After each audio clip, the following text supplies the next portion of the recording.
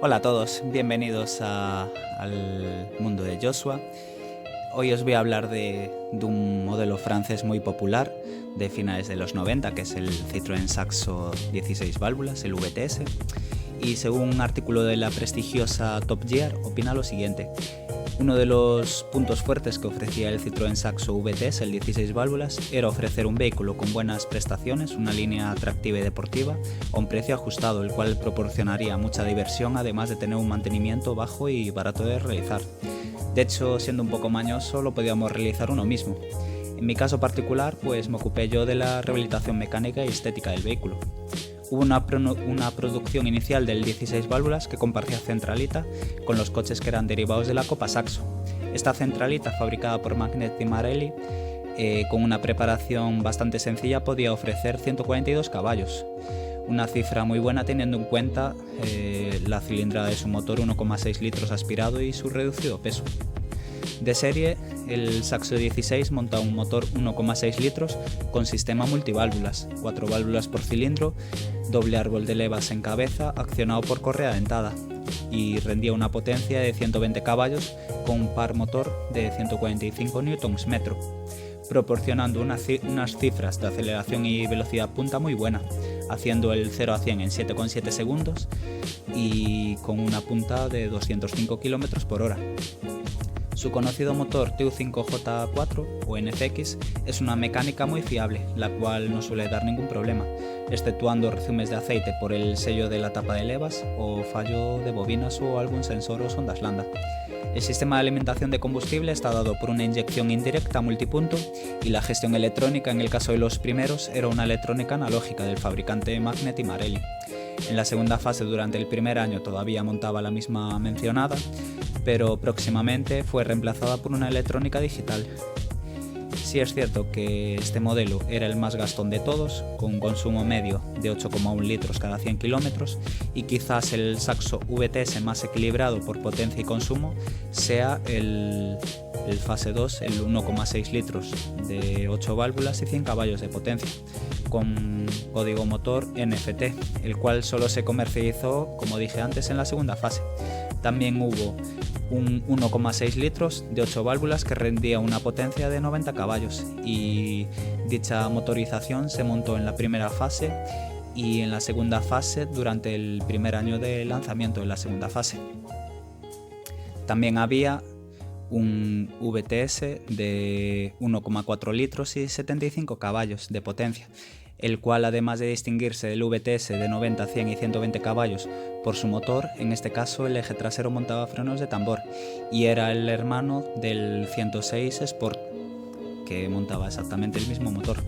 Volviendo al modelo estrella, el Saxo 16 válvulas, en muchos casos cuando su motor TU5J4 fallaba por fatiga, mal uso o exceso de kilometraje, ya que en la mayoría no se conservaba de origen y recibía multitud de modificaciones, pues era fácil de reemplazarlo por un conocido motor TU5JP4 o NFU, el cual era muy similar al original, fácil de adquirir por precio y en cualquier desguace lo podíamos encontrar por ser un motor usual en cualquier vehículo del grupo PSA.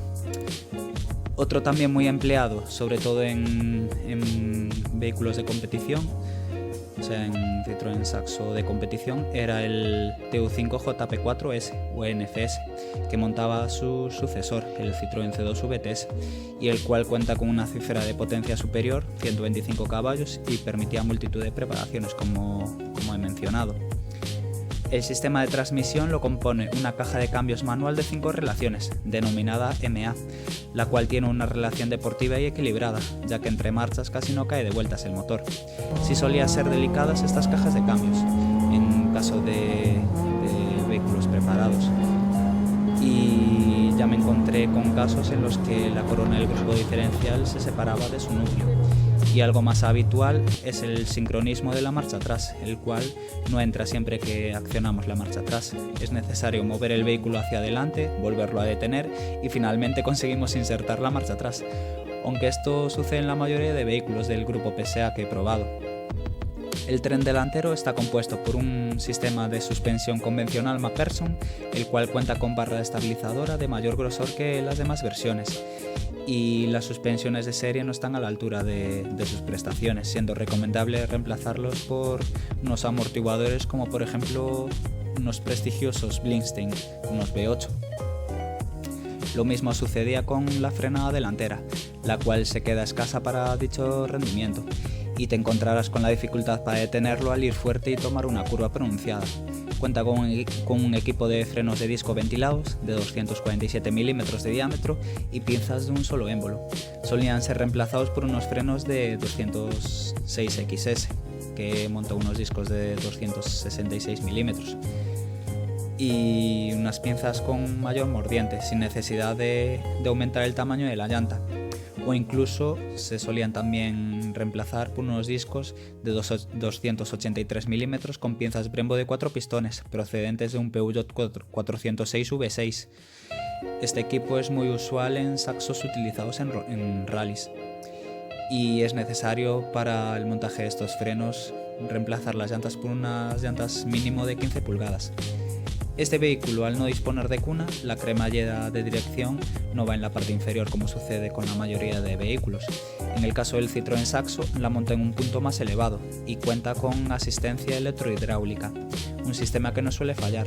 Lo único que suele deteriorarse con el paso del tiempo son sus fuelles de goma, tanto el central como el lateral izquierdo, y el eje trasero está compuesto por un puente rígido de brazos tirados y como elemento elástico monta barra de torsión. Este sistema resultó ser problemático para muchos vehículos del grupo PSA, pues el rodamiento de agujas que monta en cada extremo sobre sus mangones y sus brazos solían desgastarse y provocaban el deterioro del mangón y esto a su vez pues hacía que el eje cogiera convergencia y divergencia, haciendo inseguro el pase por curvas. Si es aconsejable comprobarlo elevando el vehículo por la parte trasera y viendo que no haya holgura. Para descartar dicho problema, en caso de sospecha es aconsejable reemplazarlo lo antes posible por unos rodamientos, por unos casquillos de bronce y montando unos engrasadores. Esta operación solía costar en torno a unos 300 euros. La frenada trasera cuenta con frenos de disco del mismo diámetro que los delanteros, 247 milímetros de diámetro, pero en este caso son macizos. Las llantas que equipa este modelo, el 16 válvulas, son unas del fabricante italiano, unas Speedline, modelo Toulouse, en 14 pulgadas, de aleación ligera. Es una llanta pues muy atractiva, le queda muy bien al Saxo.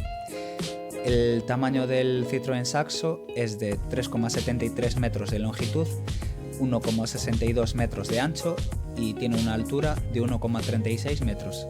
El VTS solamente se fabricó con carrocería de 3 puertas y a diferencia de los demás modelos cuenta con unas molduras laterales, faldones y unos paragolpes más un spoiler trasero que acentúan su deportividad.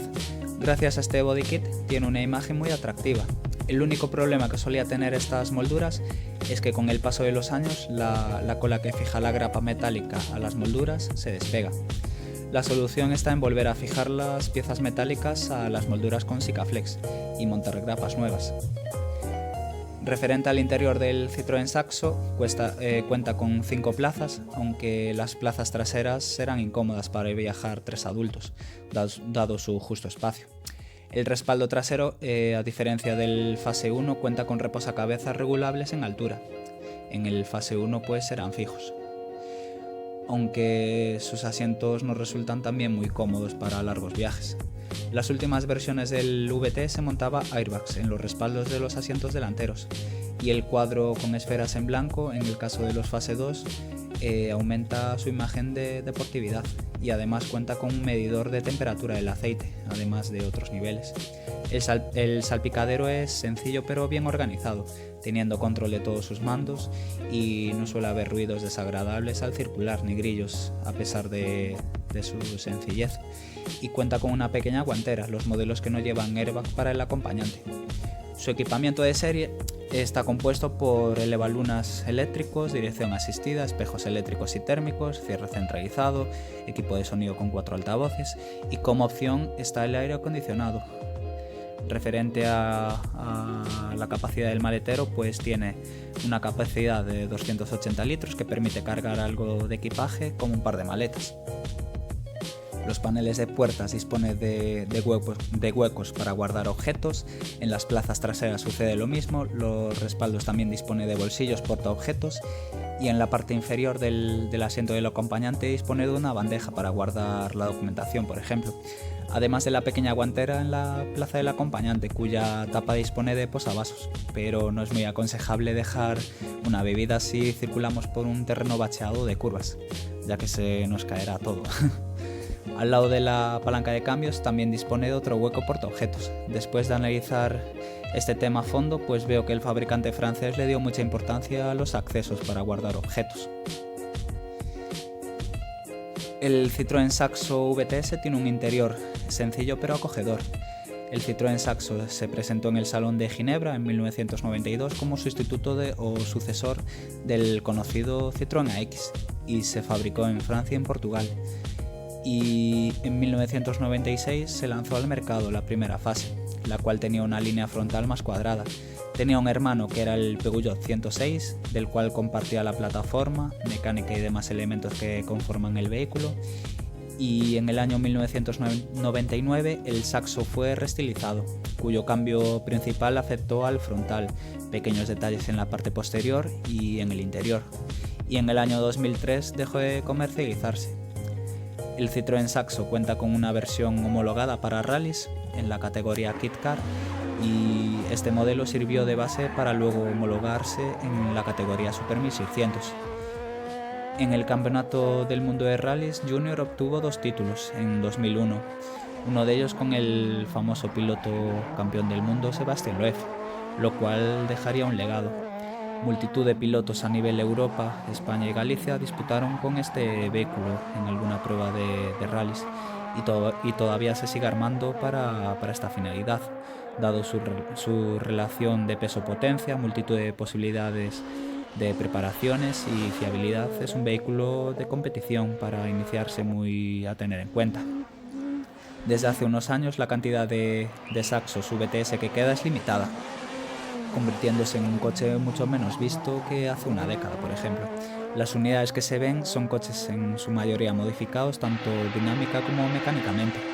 Muchos han sido piezas bien cuidadas, como en el caso del entrevistado, por lo cual merece pagar un poco más por un vehículo que esté en buenas condiciones y que suele rondar unos 4.500 a 6.000 euros para un modelo 16 válvulas, por ejemplo. El Citroën Saxo fue reemplazado por el Citroën C2. Y después de haber analizado a fondo pues este modelo, espero que os haya gustado la historia de este querido y popular modelo. Déjame tu comentario si tuviste uno y cuál fue tu impresión o experiencia, o si tienes pensado comprarte uno y cuál es el motivo. En mi Instagram tengo más contenido, sígueme, es el mundo de Joshua, y suscríbete al canal si te resulta interesante este tipo de contenido. Os voy a dejar algo porno para finalizar el vídeo.